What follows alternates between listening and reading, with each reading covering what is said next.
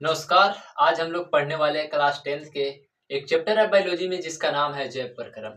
नाम है जैव प्रक्रम, पर भारतीय भवन के अनुसार अगर आप पढ़ोगे तो इसमें सिर्फ जैव प्रक्रम के पोषण का पाठ पढ़ना है। तो चलिए आखिर समझते हैं। नाम जो है जैव प्रक्रम है, क्या है? जैव प्रक्रम। जैव प्रक्रम। जैव प्रक्रम क्या होता है? तो पृथ्वी पर जितने भी जीव है, समस्त जीव, जब बोले कि जीव, तो जीव कहने का मतलब क्या होगा? तो जिसमें जान हो। जिसमें जान होने का मतलब क्या है? तो जिंदा कौन सा जीव रहता है? जिसमें श्वसन होगा, पोषण होगा, परिवहन होगा, उत्सर्जन होगा, जनन होगा इत्यादि जिसमें होगा वही क्या होगा? सजीव होगा। वरना जिसमें सजीवों का लक्षण नहीं पाया जाता उसे क्या कहते हैं? निर्जीव कहते हैं। तो जिसमें सजीव के शरीर में जिंदा रहने के लिए जो भी कार्य हो रहा है उसे हम लोग जैव प्रक्रम कहते हैं। क्या कहते हैं?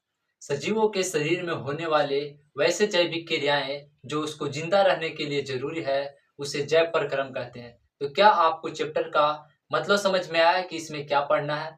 तो जैव प्रक्रम क्या है? तो जैसे में पोषण। पोषण क्या है? एक जैव प्रक्रम है।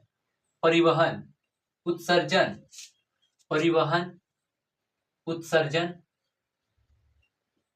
इत्यादि वगैरह क्या है? उत्सर्जन, जनन, श्वसन इत्यादि ये सब क्या है? पोषण है, यानी जैव प्रक्रम है। ये सब इत्यादि क्या है? जैव प्रक्रम है। तो दोस्तों क्या आपको समझ में आया कि आखिर जैव प्रक्रम क्या है? भारतीय भवन के अनुसार हम इस क्लास 10th के बायोलॉजी को जो सब्जेक्ट है उसको खत्म करेंगे तो परिवहन, उत्सर्जन, श्वसन, जनन इत्यादि सब का चैप्टर बना हुआ है अलग अलग। और इस जो जैव प्रक्रम में पढ़ना है वो सिर्फ पोषण के बारे में पढ़ना है। तो चलिए हम समझते हैं कि पोषण आखिर क्या होता है। दोस्तों पोषण, भोजन करना पोषण नहीं कहलाएगा। हम लोग खाना खाते हैं वह पोषण नहीं कहलाता है। कई लोग ऐसा सोचते हैं कि हम लोग खाना खा लिए और वह पोषण है। दोस्तों भोजन खाते हैं और वह हमारे शरीर में जाता है और हमारे कोशिकाओं तक पहुंचता है। हमारे कोशिकाओं में वह ग्लूकोज वहां पे टूटता है, उससे ऊर्जा का निर्माण होता है।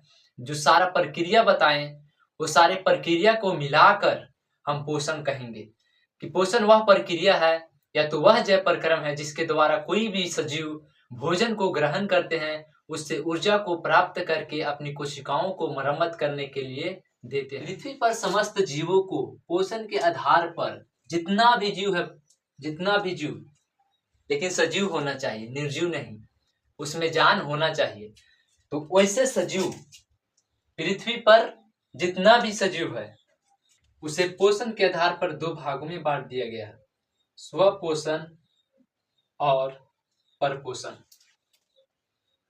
परपोषण। आप पूछोगे कि स्वपोषण क्या होता है और परपोषण क्या होता है। तो काफी डिटेल्स में इन लोग के बारे में पढ़ेंगे कि स्वपोषण क्या है और परपोषण क्या है। सबसे पहले स्वपोषण उसे कहते हैं जो अपना भोजन स्वयं बनाता है। वैसे जीव हम क्या बताएं कि पोषण के आधार पे पृथ्वी पर समस्त जीवों को दो भागों में बांट दिया गया है। एक तो स्वपोषी और दूसरा परपोषी। स्वपोषण या स्वपोषी कहेंगे, इसमें कोई भी अंतर नहीं होगा, मतलब एक ही निकलेगा। स्वपोषी वे जीव होते हैं, स्वपोषी वे जीव होते हैं जो अपना भोजन स्वयं बनाते हैं। क्या करते हैं? जो अपना भोजन स्वयं बनाते हैं या किसी दूसरे पर निर्भर नहीं रहता। और परपोषी वे जीव होते हैं जो अपना भोजन स्वयं नहीं बनाते और वह किसी न किसी चीज पर निर्भर रहते हैं। एक थोड़ा सा समय देकर देखिएगा कि जब हम भोजन खाते हैं तो भोजन के कितने अवयव है, यानी भोजन के कितने अवयव है कहने का मतलब क्या है कि भोजन में क्या क्या चीज मौजूद है, भोजन के कितने घटक है। तो भोजन के मुख्य रूप से 3 घटक और सभी को मिला दे तो 6 घटक हो जाते हैं। ये गौण घटक इधर होगा, गौण घटक, और इधर मुख्य घटक होगा। क्या होगा? मुख्य घटक। घटक के अवयव भी कहते हैं। क्या कहते हैं? अवयव भी कहते हैं। तो मुख्य घटक क्या होता है भोजन में? जब हम भोजन खाते हैं तो हमें क्या क्या प्राप्त होता है? वही क्या होगा, भोजन के अंदर अवयव या तो फिर आप घटक कह सकते हो। तो सबसे पहले हमें कार्बोहाइड्रेट मिलता है, क्या मिलता है, कार्बोहाइड्रेट। उसका बाद वसा मिलता है, क्या मिलता है, वसा। उसका बाद क्या मिलता है, प्रोटीन। प्रोटीन दोस्तों ये मुख्य घटक है, क्या है, भोजन में मुख्य घटक है। यानी भोजन में हमारे क्या क्या पाए जाते हैं उसके बारे में बता रहे हैं। जितना भी चीज आप खा रहे हो सिर्फ यही चीज पाया जा रहा है। कोई भी इंसान, अमीर गरीब, कोई भी इंसान ये सिर्फ खा रहे हैं क्या, वो बाहर से तो दिखा रहे हैं कि हम खा रहे हैं क्या, तो सेव खा रहे हैं, नारियल खा रहे हैं, केले खा रहे हैं, दाल खा रहे हैं, मछली खा रहे हैं, मुर्गा खा रहे हैं, लेकिन मुख्य रूप से क्या खा रहा है, कार्बोहाइड्रेट, वसा, प्रोटीन। उसका बाद विटामिन, क्या, इधर गौण घटक है, क्या, विटामिन। उसका बाद चौथा, पंचमा, पंचमा आप लिखेंगे खनिज लवण। उसका बाद छठा जल। जल समझिएगा, ये भोजन में ये मिल रहा है। लेकिन एक बात, भोजन के ऊपर जाओ, ये कहां से आ रहा है, तो पौधे से बने चीजें खाते हैं हम लोग, और जानवर से बनी चीजें खाते हैं। क्या कुछ और भी खाते हैं, नहीं दोस्तों। देखो पौधों से बने चीजें हम लोग खाते हैं, चावल और फल, सब्जियां, दाल, मसाले, ये सब कहां से आ रहा है, पौधे से आ रहा है। कहां से आ रहा है दोस्तों, पौधों से आ रहा है। जानवर में क्या, अंडा, मुर्गी, मतलब बोले तो मीट, मांस, मछली, ये सब, शहद, दूध, दूध से बनी चीजें, ये सब कहां से आ रहा है, जानवर से। आप मैन को एक तरह कंसंट्रेट करके देखिए कि हम लोग क्या क्या खाते हैं, तो सिर्फ दो ही चीज मुख्य रूप से भोजन का कितने स्रोत है, दो ही स्रोत है, एक तो पौधे, पेड़ पौधे, और एक जानवर। तो भोजन के कितने स्रोत, दो स्रोत। और भोजन में क्या पाया जाता है, ये सारे चीज पाया जाता है भोजन में हमारे। अगर कुछ खाए जैसे कि दाल, चीनी, चावल, तो दाल में तो प्रोटीन मिलेगा, मांस मछली में प्रोटीन मिलेगा, वसा, तेलीय चीज खाएंगे प्रोटीन वसा मिलेगा, कार्बोहाइड्रेट, चावल, गेहूं, आलू, ये सब क्या मिलेगा, कार्बोहाइड्रेट मिलेगा। फल फ्रूट खाएंगे, विटामिन मिलेंगे। खनिज हम जानते हैं कि पालक के साग में क्या पाया जाता है, लेड, ये सब हमारे शरीर में चाहिए, चाहिए कि नहीं चाहिए, हमारे शरीर में हम जानते हैं कि हीमोग्लोबिन पाया जाता है। और हीमोग्लोबिन का रंग कैसा होता है, लाल होता है। लाल होने के कारण क्या है, क्योंकि उसमें आयरन पाया जाता है। हीमोग्लोबिन में क्या पाया जाता है, आयरन। यानी आयरन क्या हुआ हमारे शरीर में, तो खनिज है। और ये खनिज कहाँ से प्राप्त होता है, तो सेव हम लोग खाते हैं, तो सेव में आयरन की मात्रा रहता है, तो यहाँ से प्राप्त होता है। हम जानते हैं हमारे शरीर के तापमान को नियंत्रण कौन कर रहा है, तो जल भी कर रहा है। क्या, जल बहुत बड़ा भूमिका है। और प्राणियों के शरीर में कितना परसेंट पानी है, तो 65% जल ही है, और ये तापमान को नियंत्रण कर रहा है। कार्बोहाइड्रेट शरीर को ऊर्जा दे रहा है, वसा शरीर को मोटा कर रहा है और ठंडा से बचा रहा है, प्रोटीन शरीर को बचपन से इतना बड़ा बना दिया। ये सब कार्य है इसका। लेकिन पौधे, जानवर, दो ही चीज से ये भोजन आ रहा है, मुख्य रूप से दो ही चीज से भोजन आ रहा था। अब देखो कि पौधे ठीक है, फल फ्रूट हम लोग खाते हैं, जानवर से बने भी चीज खाते हैं, और ये जानवर में जो लोग आते हैं, जो जीव आते हैं, वो तो पौधे खा लेते हैं या तो फिर कीट उट खा लेते हैं। लेकिन ये पौधे क्या खाते हैं दोस्तों, ये पौधे क्या खाते हैं, कुछ भी नहीं। क्यों, क्योंकि इनमें प्रकाश संश्लेषण होगा, और यही पौधे, इनमें प्रकाश संश्लेषण होगा, इसे किसी को खाने की जरूरत नहीं पड़ेगा, तो इसे हम स्वपोषी कह सकते हैं। क्या कह सकते हैं, और हर एक पौधे नहीं होते स्वपोषी, हर एक पेड़ पौधे होते हैं जिसके पत्ते सूख जाए, क्या वह स्वपोषी कहलाएगा, नहीं। जिसका पेड़ पौधा हरा होगा उसी को हम स्वपोषी कहेंगे।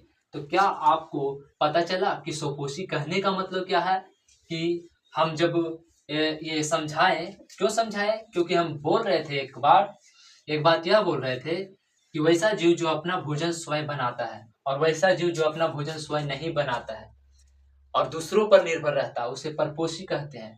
तो ये नहीं कि आप किचन में जाओ और बोलो कि हम खुद खाना बना लिए, वैसे नहीं। हम इसका कहने का मतलब ये था कि आप कुछ ना कुछ खाएंगे, कुछ ना कुछ खाएंगे, लेकिन ये पौधे नहीं खाते। तो सुपोषी पोषण किस में होता है? हरे पेड़ पौधों में होता है दोस्तों, नीली हरी शैवाल में होता है दोस्तों। ये कहाँ पाया जाता है? नीली हरी शैवाल समुद्र में पाया जाता है। तो पृथ्वी पर पोषण के आधार पर समस्त जीवों को दो भागों में बांट दिया गया है, स्वपोषी और परपोषी। परपोषी जिस प्रकार से पोषण के आधार पे जानवरों को, जीवों को दो भागों में बांट दिया गया है, स्वपोषी और परपोषी।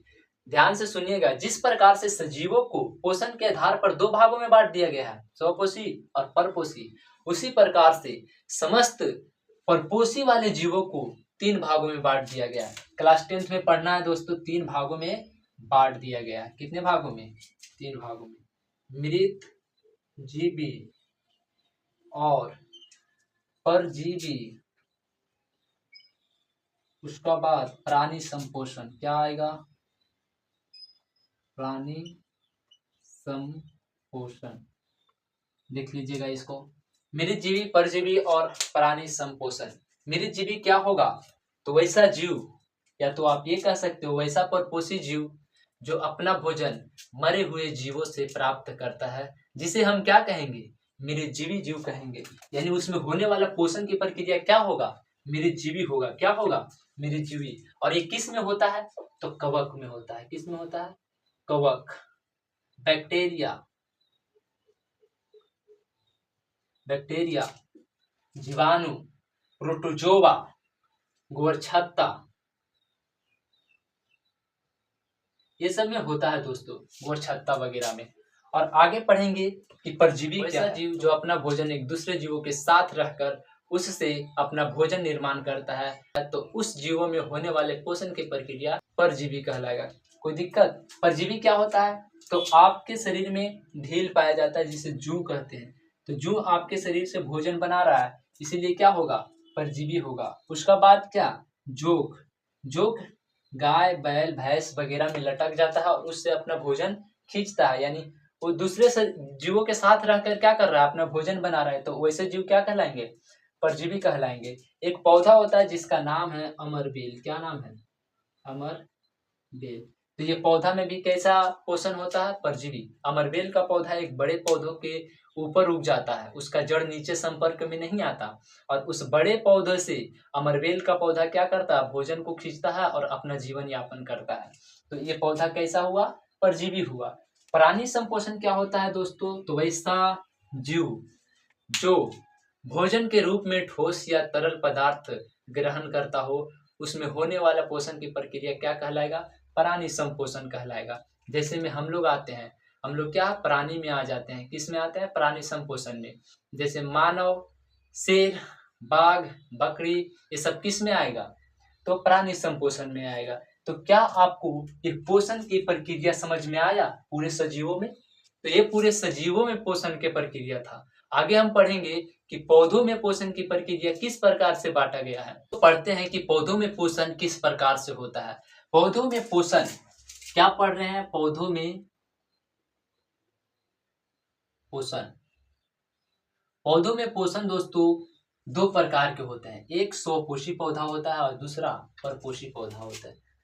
स्वपोषी पौधा और दूसरा पेड़। पौधा बोल रहे हैं, इसका मतलब पेड़ नहीं आएगा, क्या आएगा? पहला स्वपोषी होगा और परपोषी होगा। क्या होगा दोस्तों? परपोषी। स्वपोषी पौधा और परपोषी पौधा। स्वपोषी पौधा किसे कहेंगे? तो हरे पेड़ पौधे के कहेंगे जिसमें प्रकाश संश्लेषण की प्रक्रिया होता है। थोड़ा बर्दाश्त कीजिएगा, हम समझाएंगे आगे कि प्रकाश संश्लेषण की प्रक्रिया आखिर क्या होता है। तो स्वपोषी पौधा उसे कहते हैं जो पौधा अपना भोजन क्या करता है? स्वयं बनाता हो, और इसे किसी चीज पर निर्भर रहने की जरूरी नहीं है। इसमें अपने आप क्या होगा? भोजन का निर्माण होगा, और इसमें प्रकाश संश्लेषण की प्रक्रिया द्वारा भोजन का निर्माण होता है। इसीलिए मैं बोला कि वैसे जीव जिसमें प्रकाश संश्लेषण की प्रक्रिया होता हो क्या कहलाएगा? स्वपोषी पौधा। वैसा पौधा जिसमें प्रकाश संश्लेषण की प्रक्रिया हो क्या कहलाएगा? स्वपोषी पौधा। तो परपोषी पौधा ये अपना खाना स्वयं बना लेते हैं, लेकिन ये अपना भोजन स्वयं नहीं बनाता। वैसे पौधों को हम परपोषी पौधा कहते हैं और इनमें प्रकाश संश्लेषण की प्रक्रिया बिल्कुल भी नहीं होता। और उसी प्रकार से जिस प्रकार से प्राणी परपोषण को बांटा गया था प्राणियों में, सजीवों में, उसी प्रकार से पौधों में परपोषी को 3 भागों में बांट दिया गया है। कितने भागों में दोस्तों? 3 भागों में।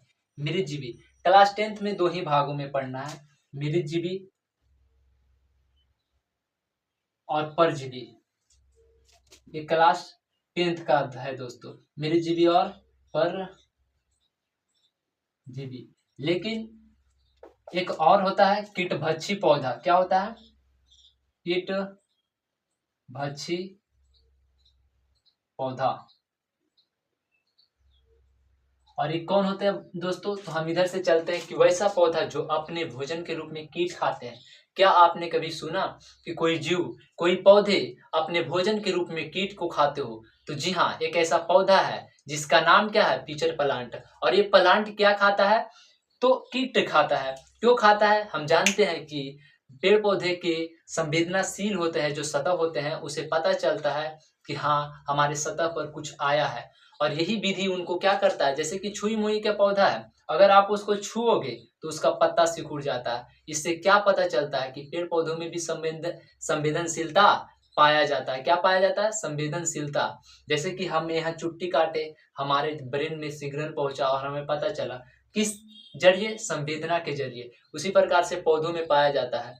तो ये जो पिचर प्लांट के पौधा होता है, वह अपने पत्ते को फैलाए रखते हैं और जब इस पे कीट आता है तो वही प्रक्रिया के कारण उसका पत्ते मुड़ जाते हैं और उसमें कीट फंस जाते हैं और जिनसे वह अपना भोजन बनाते हैं। तो पिचर प्लांट एक ऐसा पौधा है जो क्या होते हैं दोस्तों? कीटभक्षी होते हैं। उसका बाद परपोषी के प्रकार में पौधा बारे में पढ़ रहे हैं कि मृतजीवी। तो वैसा पौधा जो अपना भोजन मरे हुए पौधों से प्राप्त करता है या मरे हुए जीवों से प्राप्त करे, उसे मृतजीवी कहते हैं। जैसे कि गोबर छत्ता हो गया दोस्तों, गोबर छत्ता। ठीक है, तो गोबर छत्ता जो होता है एक पौधा है जो इस प्रकार से रहता है, इस प्रकार से और इस प्रकार से रहता है दोस्तों। तो इस पौधा में जो हो रहा है पोषण की प्रक्रिया क्या होगा? मृतजीवी होगा। और एक परजीवी पढ़ना है। तो परजीवी वैसे पौधा जो अपने भोजन एक दूसरे पौधे के साथ रहकर ग्रहण करे। और मैं प्राणियों में जब सजीवों में पढ़ा रहा तो अमरबेल का नाम लिया था। तो वही जो पौधा होता है क्या होता है? अमरबेल का पौधा कैसा होता है? परजीवी होता है। उसमें कैसा पोषण होता है? परजीवी होता है। अमरबेल का पौधा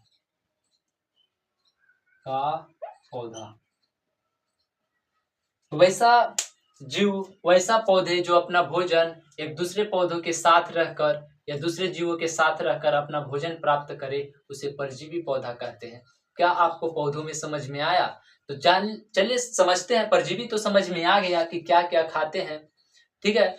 लेकिन स्वपोषी में हम पढ़ेंगे कि प्रकाश संश्लेषण आखिर क्या होता है। उसका बाद प्रकाश संश्लेषण के पढ़ने के बाद फिर मनुष्यों में पोषण की प्रक्रिया को पढ़ेंगे। तो चलिए समझते हैं दोस्तों कि स्वपोषी पौधा अपना भोजन कैसे बना लेते हैं खुद ब खुद। तो स्वपोषी पौधों में एक प्रक्रिया होता है जिसे हम लोग प्रकाश संश्लेषण कहते हैं। अगर हम समझ गए कि प्रकाश संश्लेषण क्या होता है तो ये हमें समझ में आ जाएगा कि स्वपोषी पौधा अपना भोजन स्वयं क्यों बना लेते हैं और कैसे बना लेते हैं। तो चलिए समझते हैं कि आखिर प्रकाश संश्लेषण क्या होता है। प्रकाश संश्लेषण क्या होता है? तो प्रकाश संश्लेषण जानते हैं दोस्तों कि पेड़ पौधे जो होते हैं, ये पेड़ बनाए दोस्तों, क्या बनाए? एक पेड़, ये पेड़ का जड़ है। हम जानते हैं पेड़ पौधों के, अगर हम ये समझ ले कि पेड़ पौधे आखिर क्या क्या चीज से बना हुआ है, क्या क्या चीज से बना हुआ है, तो चलिए थोड़ा सा बहुत कम समय में देखते हैं कि पेड़ पौधे किस चीज से बना होता है। तो हम जानते हैं कि पेड़ पौधे की पत्ती में रंध्र पाए जाते हैं, छोटे छोटे बहुत सारे मात्रा में क्या पाए जाते हैं, उसे रंध्र कहते हैं। क्या कहते हैं? रंध्र। ओके, कोई दिक्कत? रंध्र। और पत्तियों में क्लोरोप्लास्ट पाया जाता है दोस्तों, जिसको हरित लवक कहते हैं। क्या कहते हैं? हरित लवक। क्या कहते हैं? हरित लवक। और हरित लवक के अंदर क्लोरोफिल पाया जाता है। क्या पाया जाता है? क्लोरोफिल फिल पाया जाता है। और ये क्लोरोफिल का कार्य क्या है ये भी अभी पढ़ेंगे। और क्लोरोफिल के कारण पेड़ पौधों के पत्तियों का रंग कैसा होता है? हरा होता है। क्या आपको समझ में आया कि पत्ते में क्या क्या चीज पाया जाता है? रंध्र। रंध्र क्या करता है दोस्तों? तो गैसों के आदान प्रदान करता है। गैसों का आदान प्रदान कौन करता है? आदान प्रदान। गैसों का आदान प्रदान कौन करता है दोस्तों? रंध्र करता है। कौन? रंध्र। और मुख्य रूप से दो कोशिकाएं पाए जाते हैं, परिवहन कोशिकाएं। तो जड़ से जल को जो पत्तियों तक पहुंचाता है उस कोशिका को हम लोग जाइलम कहते हैं। ये कोशिकाओं के समूह होते हैं, इसे आप ऊतक भी कह सकते हो। तो क्या करते हैं ये परिवहन कोशिकाएं? जल को जड़ से पत्तियों तक पहुंचाता है। कौन? जिसे जाइलम कहते हैं। तो जाइलम एक परिवहन कोशिका है पेड़ पौधे का, जो क्या कर रहा है? जल का परिवहन कर रहा है। कहां से? ये जड़ से पत्तियों तक। अब पत्तियों तक अब गैसों का आदान प्रदान रंध्र कर रहा है। पेड़ पौधों के पत्तियों में क्लोरोफिल पाया जाता है, जिसके कारण पेड़ पौधा का रंग पत्तियों का रंग हरा होता है। दोस्तों ये क्लोरोफिल सूर्य की प्रकाश की ऊर्जा को पकड़ लेता है। सूर्य की प्रकाश की ऊर्जा को क्या करता है? पकड़ लेता है। और जैसे ही सूर्य इसका पत्ता पर पड़ेगा, क्या पत्ता पे पड़ेगा, सूर्य के प्रकाश पत्ता पे पड़ेगा तो इसको क्लोरोफिल अवशोषित कर लेगा। क्लोरोफिल क्या कर लेगा? अवशोषित कर लेगा। तो यहाँ पे क्लोरोफिल है और सूर्य की प्रकाश भी मिल गया, यानी सूर्य की प्रकाश। यहाँ दो चीज अभी इकट्ठा हुआ। क्या चीज? दो चीज। और पत्तियों में जो रंध्र है, क्या रंध्र, वो गैस को पकड़ेगा। किसको? गैस को। क्यों? क्योंकि वह श्वसन कर रहा है। पेड़ पौधे क्या कर रहा है? श्वसन। और हम जानते हैं कि श्वसन जब करते हैं तो जितना भी वायुमंडल में गैस है वह सारे अंदर जाएगा, लेकिन उपयोग सिर्फ किसका होगा श्वसन की प्रक्रिया में? ऑक्सीजन का। बाकी सारे के क्या कार्य होगा? तो बाकी सारे सब छूटेगा। लेकिन यह प्रक्रिया जो दिन में होगा, प्रकाश संश्लेषण की प्रक्रिया कब होगा? दिन में। क्यों? आगे पता चलेगा। तो दिन में होगा, तो दिन में जो कार्बन डाइऑक्साइड लेगा, तो यहाँ पे कार्बन डाइऑक्साइड भी मौजूद है। रंध्र में कार्बन डाइऑक्साइड भी मौजूद है, यानी पत्ते में कार्बन डाइऑक्साइड भी मौजूद है और यहाँ जल भी मौजूद है। तो दोस्तों ये समझिएगा कि क्लोरोफिल और सूर्य की प्रकाश की उपस्थिति में कार्बन डाइऑक्साइड और जल की सहायता से ग्लूकोज बनाते हैं। C6H12O6 बनाते हैं तथा थोड़ा मात्रा में जल भी बनाता है और ऑक्सीजन भी उत्पन्न करता है। ये जो ग्लूकोज है यही भोजन है दोस्तों। पेड़ पौधा में भोजन का निर्माण कैसे हो रहा है? तो प्रकाश संश्लेषण प्रक्रिया यही है। समझिएगा पहला चरण क्या था? तो जड़ से पत्तियों तक पहुंचाता है। कौन? जाइलम। यहाँ पे क्या क्या मिल गया? सूर्य की प्रकाश, क्लोरोफिल और कार्बन डाइऑक्साइड और जल। और ये जब मिलता है तो क्या कौन सी अभिक्रिया होता है? देखो यहाँ सूर्य की प्रकाश और क्लोरोफिल की सहायता से, सूर्य की प्रकाश ऐसे बोलना है, क्लोरोफिल की उपस्थिति में सूर्य की प्रकाश को अवशोषित करके पेड़ पौधों के पत्तियों में पाए जाने वाले क्लोरोफिल सूर्य की प्रकाश की ऊर्जा को अवशोषित करके कार्बन डाइऑक्साइड और जल के सहायता से ग्लूकोज के रूप में भोजन का निर्माण करता है तथा जल और ऑक्सीजन उत्पन्न करता है। दोस्तों ऑक्सीजन छोड़ता है पेड़ पौधा, हम जानते हैं, लेकिन जल भी कुछ छोड़ता है और इसी कारण से वाष्पोत्सर्जन कहा जाता है। जल जो छोड़ता है तो वाष्प बन के आसमान में उड़ते हैं गैस के रूप में, इसे वाष्पोत्सर्जन कहा जाता है। वाष्पोत्सर्जन कहा जाता है दोस्तों। तो क्या आपको समझ में आया कि भोजन का निर्माण कैसे होता है? तो प्रकाश संश्लेषण वह प्रक्रिया है जिसके द्वारा पेड़ पौधों के पत्तियों में पाए जाने वाले क्लोरोफिल सूर्य की प्रकाश के ऊर्जा को अवशोषित करके कार्बन डाइऑक्साइड और जल के सहायता से ग्लूकोज के रूप में भोजन का निर्माण करता है और जल तथा ऑक्सीजन को उत्पन्न करता है। और ये ऑक्सीजन हमारे वायुमंडल में आता है जिसका हम लोग उपयोग करते हैं और जल वाष्पोत्सर्जन की प्रक्रिया से आसमान में जाता है। तो क्या प्रकाश संश्लेषण समझ में आया? लेकिन प्रकाश संश्लेषण चार चीजों की उपस्थिति में हो रहा है और ये चीज ना रहे तो प्रकाश संश्लेषण नहीं होगा। यानी दिन में लाइट रहता है, सनलाइट, इसीलिए दिन में प्रकाश संश्लेषण की प्रक्रिया होगा, लेकिन रात में प्रकाश संश्लेषण की प्रक्रिया नहीं होगा क्योंकि सनलाइट नहीं मिलेगा। तो क्या ऑक्सीजन के रूप में कौन सा गैस ले रहा है पेड़ पौधे? श्वसन के रूप में ऑक्सीजन गैस, श्वसन के रूप में ऑक्सीजन गैस। उसके साथ साथ बहुत सारे गैस पकड़ में आ रहा है रंध्र में, ठीक है। लेकिन कार्बन डाइऑक्साइड के तो दिन में उपयोग हो गया, कहाँ? दिन में उपयोग होता है सिर्फ, कार्बन डाइऑक्साइड लेता नहीं है पेड़ पौधा। दिन में क्या कर रहा है? प्रकाश संश्लेषण की प्रक्रिया में उपयोग कर रहा है सिर्फ पेड़ पौधा कार्बन डाइऑक्साइड गैस को। लेकिन ले रहा है कौन? दिन में ऑक्सीजन लेता भी है और दिन में ऑक्सीजन छोड़ता भी है, दिन में ऑक्सीजन लेता भी है और दिन में ऑक्सीजन छोड़ता है। एक बात नोट कीजिए कि दिन में कार्बन डाइऑक्साइड नहीं छोड़ता, क्योंकि दिन में कार्बन डाइऑक्साइड का उपयोग हो जाता है प्रकाश संश्लेषण के प्रक्रिया में। लेकिन रात में समझिए, रात में क्यों कहा जाता है कि पेड़ पौधे के नीचे नहीं सोना चाहिए? हम जानते हैं कि पेड़ पौधे श्वसन के रूप में ऑक्सीजन गैस ले रहा है, ऑक्सीजन के साथ बहुत सारे गैस पकड़ रहे हैं, जैसे कि हमारे वायुमंडल में 0.03% कार्बन डाइऑक्साइड, 78% नाइट्रोजन और 21% क्या ऑक्सीजन पाया जा रहा है। तो ये तो सारे ऐसा थोड़ा है कि छाट के ले रहा है हम ऑक्सीजन की, नहीं, रंध्र जो पकड़ रहा है और हवा को पकड़ रहा है। और हवा में क्या क्या है? तो ये तीनों गैस मौजूद है, और ये तीनों गैस में से किसका इस्तेमाल होगा? तो श्वसन के रूप में ऑक्सीजन का, और प्रकाश संश्लेषण के प्रक्रिया में यानी भोजन बनाने के प्रक्रिया में किसका?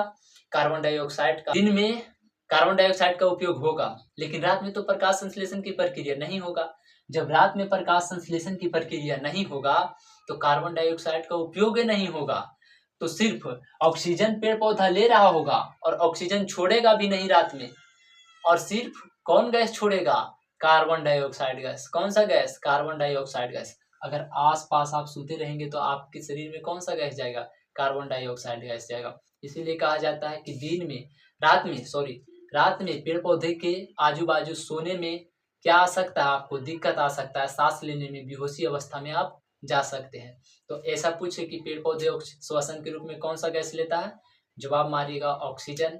क्या रात में ऑक्सीजन छोड़ते हैं? नहीं, सिर्फ लेते हैं। क्या रात में कार्बन डाइऑक्साइड का उपयोग होता है? नहीं, छोड़ता है। क्या दिन में ऑक्सीजन लेता है? जी हाँ, पेड़ पौधे लेते हैं। क्या दिन में कार्बन डाइऑक्साइड लेते हैं? नहीं, लेता तो है पर उसका उपयोग होता है। तो क्या छोड़ता है? नहीं, छोड़ता है नहीं। उसका बाद क्या ऑक्सीजन दिन में छूटता है? तो हाँ, लेता भी है दिन में और छोड़ता भी है दिन में। तो क्या आपको प्रकाश संश्लेषण के बारे में समझ में आया? और इसी प्रकार से यहाँ क्या होगा दोस्तों? भोजन का निर्माण होगा। और एक कोशिका और पाया जाता है जिसे हम लोग कहते हैं फ्लोएम। क्या कहते हैं? फ्लोएम। फ्लोएम जो कोशिका है, पेड़ पौधे की कोशिका है, परिवहन कोशिका, ये भोजन बना। अब देखो, भोजन के यहाँ जरूरी है, कहाँ? तो ये परिवहन कोशिका यहाँ से खींच के भोजन को कहाँ लाएगा? यहाँ पे लाएगा। अगर यहाँ जरूरी है तो ये फिर यहाँ आएगा। कौन कर रहा है परिवहन भोजन का? फ्लोएम। और जल का परिवहन जाइलेम।